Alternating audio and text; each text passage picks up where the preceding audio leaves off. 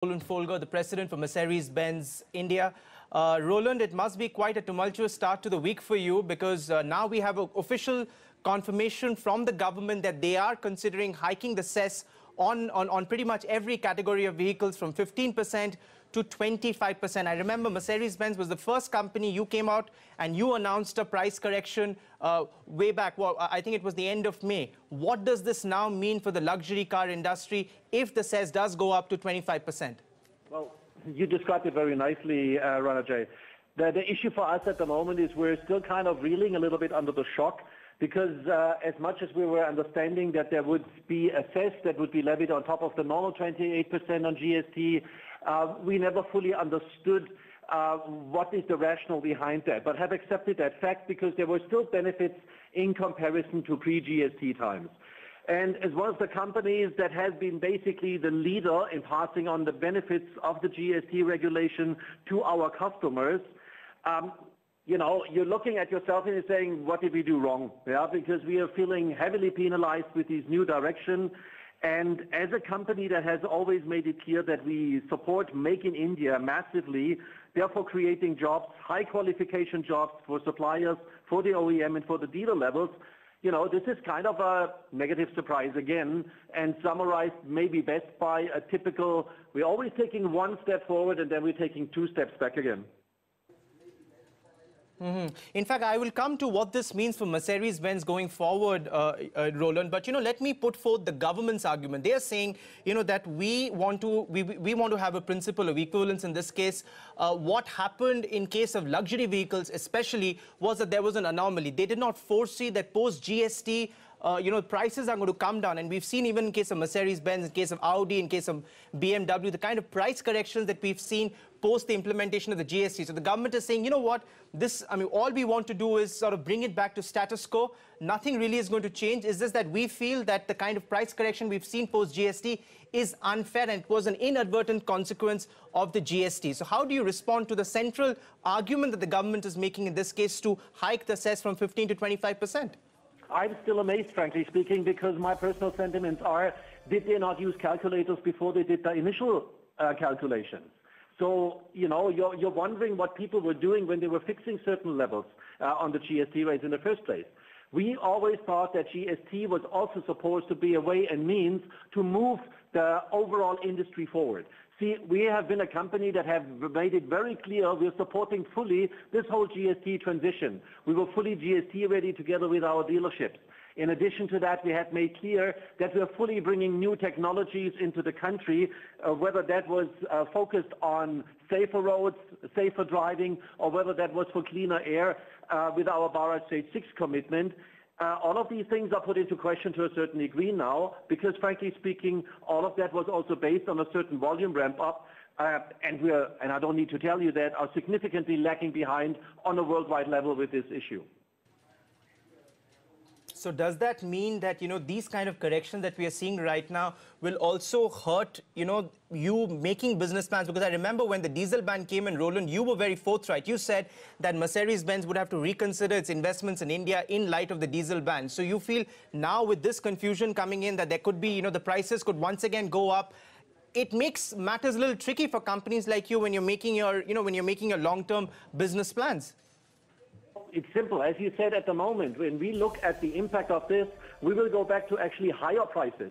If the GST committee or whoever decides finally on the price levels and the cess levels, we could go back to higher prices than we ever had before in this country.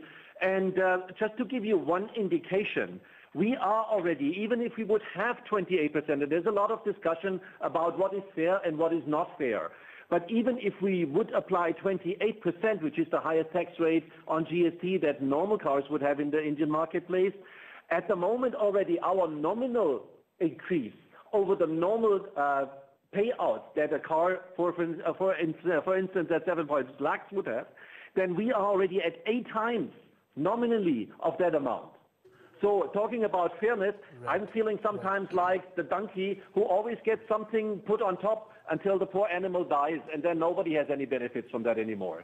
I'm not trying to harp a lot of sentiment for rich people, but us as a company who is trying to really invest into the local marketplace, this naturally puts us back a notch. Coming back to your initial question again, would we scale down our investments? Definitely not, because these investments have already been made in the market naturally quite a long time ago and would be enabling us to ramp up and create additional jobs at a phenomenal rate. At the moment, we have about 5,000 families that are directly already related to our business. That could easily be ramped up to 10,000 families that would then directly profit from that.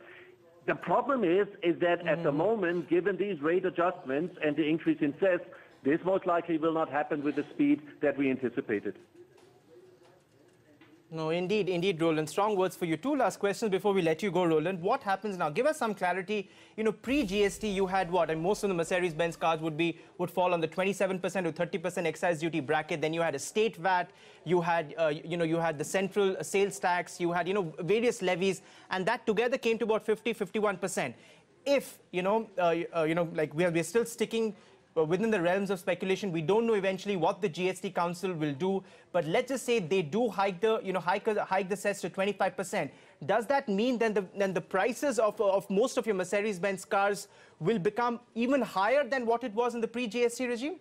That's exactly our assumption at the moment. And mind you, in the meantime, there have already some states that came out, amongst the Maharashtra, which has now increased because they got the impression that our prices have not been increased, rather decreased due to GST, and then they have added another 2% on the road tax. Let's not forget that all of this goes always against the same pricing code that we try to basically levy here. And unfortunately, we have to say, obviously everybody thinks, you can milk this luxury tax plus cess to its maximum, and completely forgetting that actually a volume increase for us is the road into the future by creating additional jobs and basically also making our investments more worthwhile. Right. One final question, your appeal to the government then, Roland, because as I said, it is not etched in stone as of now. This is a proposal, even when the amendment is made, they just want to increase the cap. It does not mean necessarily that they will increase it to 25%. I mean, even though the indication suggests it will. Your final appeal to the government? It would be, please stay with what we have at the moment. Give us some consistency in our planning. We very much appreciated that the government stuck to its announcement of 1st of July announcement of GST and other issues. We were very happily putting that into our planning as well. So please let's not always rock the boat just when something has implemented. 2 months later, we go back on our announcement and change everything completely again. This does not give us credibility with our investors from Germany and other parties involved in that process. Will you reach out to your counterparts in Audi and BMW, and together the 3 luxury car makers will make a pitch to the government? Do you foresee that happening? I don't think that's necessary, truly, because I know already what they're thinking and that they're scratching their heads equally to ours. No, there is no need actually to go do about this. And I think with your permission, actually bringing forward our messages through the media, I think we're doing enough at the moment. I think it's also clear to most of the invested parties that they understand basically our requirements as well. But we would really like to, ask for some leniency here and just keeping with this.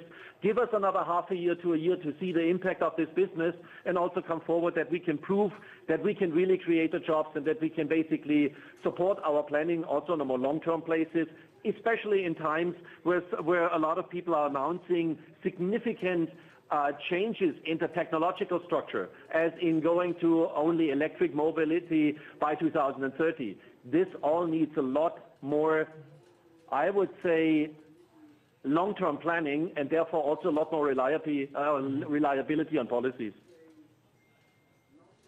Indeed, Roland Folger, absolute pleasure to have you join us here on CNBC TV 18 with your first thoughts on that big development.